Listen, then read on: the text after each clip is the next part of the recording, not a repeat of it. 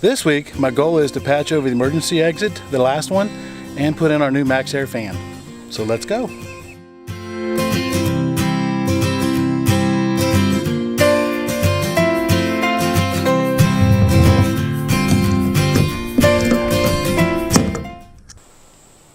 As you know, we bought a MaxAir fan instead of a Fantastic fan.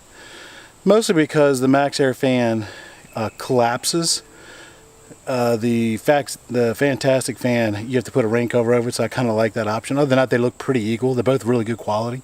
So my goal today is to remove the second and remaining exit hatch, cut a piece of metal for it, patch it, and then install the MaxAir fan. But they are calling for rain today, so I may not get to the fan portion. And it is getting kind of cloudy, so what are we lollygagging around for? Let's get to it. So I want to go 2 inches past it, both sides. That gives me about 34.5. And then from this edge to this edge is 36. So what I'll do is I'll just go ahead and make it 36 by 36.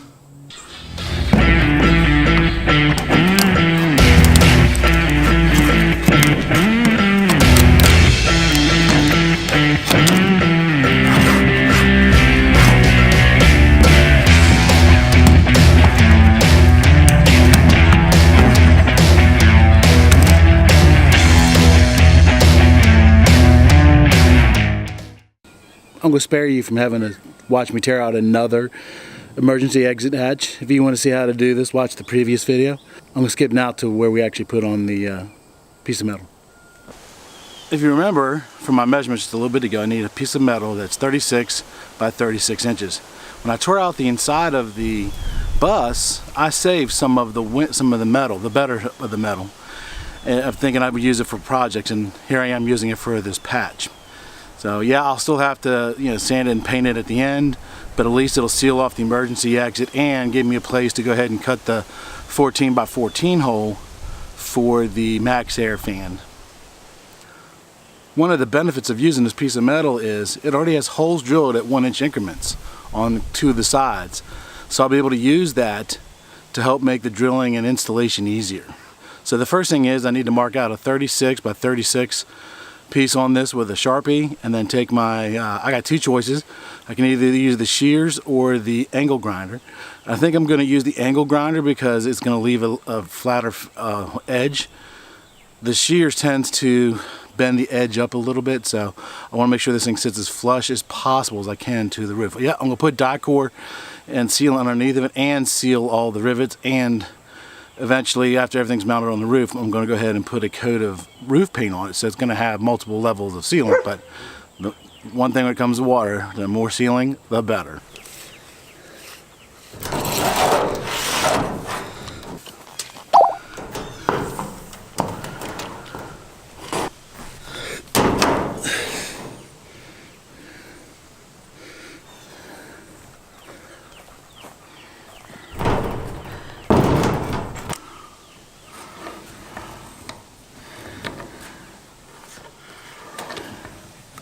I want to make sure that the square that I measured out is actually squared. There's 2 ways you can verify that it's square. One is to measure from one corner to the other, and then you make a mental note of that measurement. Then you measure from this corner to the opposite corner, and those 2 numbers should match. Another method you can use is called the Pythagorean theorem. Please don't harass me if I said that wrong. And that was a formula that you probably learned in high school, where a squared plus b squared equals c squared. It's also known as the 3-4-5 Carpenter rule. So it's a way of making sure that 2 lines are actually perpendicular to each other. So all you got to really do is measure from one corner, you measure out 3 inches. From that same corner going the opposite direction, you measure out 4 inches. And then when you measure those 2 points together, it should equal 5 inches. If it is, then your line's perpendicular to your edge. So with the 3-4-5 rule, you don't have to use 3, 4, and 5. You can use multiples of that as long as you use, let's say I use 2 as my multiplier, then 2 times 3 is 6, 2 times 4 is 8, 2 times 5 is 10. So I could use 6, 8, and 10, right? So, and I'm gonna use that one for mine because it's a little bit bigger piece of metal. So what I'm gonna do is take my tape measure, put it right at that mark, and come out and you'll see right here, I got a mark at 6 inches. Now I'm gonna do the same thing, but in the opposite direction, using 8 as my multiplier, coming out here to 8 inches.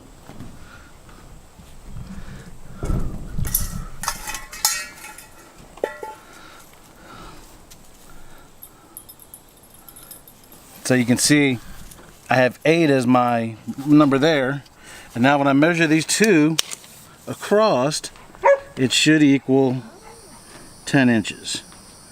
And it's dead on the money. So this is 90-degree angle to this. I know that's square. Now if I do a square on the other one, then I know all 4 are done.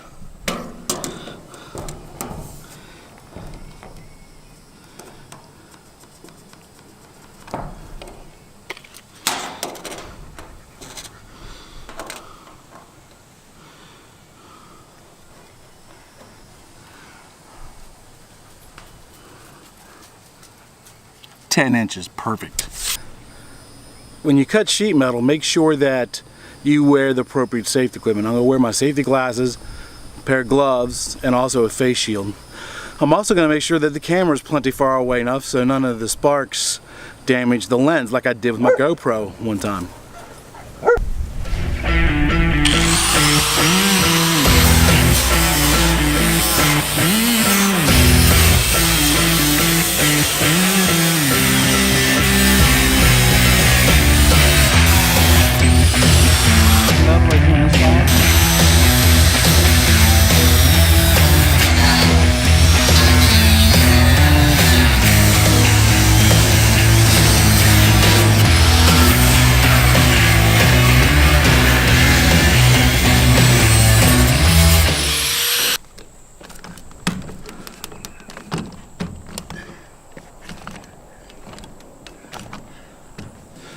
I use an existing ceiling panel, cut it to 36 by 36, and then I sanded the edge to make sure everything's nice and smooth.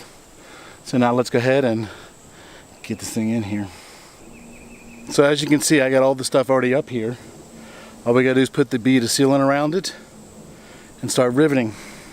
After I deinstalled the emergency exit, I went ahead and sanded it and then put a coat of paint over it so that way there was no bare metal. I did learn something different from the last time. Last time there was an edge of sealant and I used a knife to get it off. This time I used the cutting wheel. Made it a lot easier. Wish I thought of that in the first time. Jeez.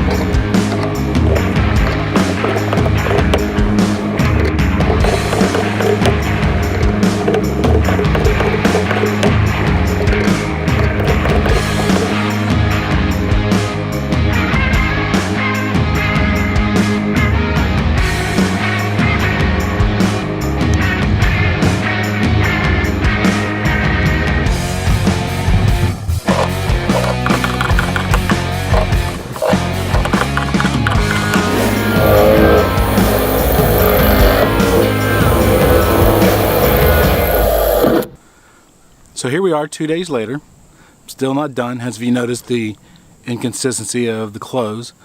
I ended up having to stop yesterday because of the rain. Remember I told you it was coming. I didn't get done in time, and I'm not going to work on top of the roof when it's raining. It's slick enough as it is without adding a lubricant. So then I went up there and I finished it today, but I need to run to the store to pick up a couple things just to do to give 100% complete, and the battery was dead in the Jeep. So I had to. It wasn't just dead, the positive post broke on the battery. So I had to go take out the battery, drive the bus over, go get a new battery, come back, put it in, and then I drove to the store to pick up the stuff I needed to, and then came back and, well, now I'm just too tired. I really am. But I did learn some things in this process. Number one, if you're going to put in rivets, make sure you get the right size drill bit. I put in about 150 rivets and probably about 20 of them failed on me. And I think that might have been because I was using a slightly bigger drill bit than it said the range that they gave me. I measured it's not that big, it's going to cause it to work, but I guess it was causing some of them to fail. Number two, I also learned if you're putting in rivets, make sure you have a lot of drill bits. I was on my third drill bit when I was finishing up the last thing, so I would have never guessed I would have gone through 2 drill bits.